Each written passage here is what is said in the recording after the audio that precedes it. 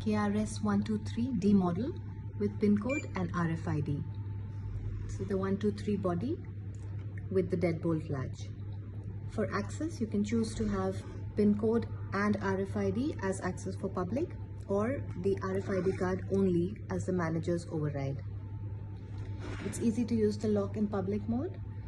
Wake up the keypad and input any 4-digit passcode.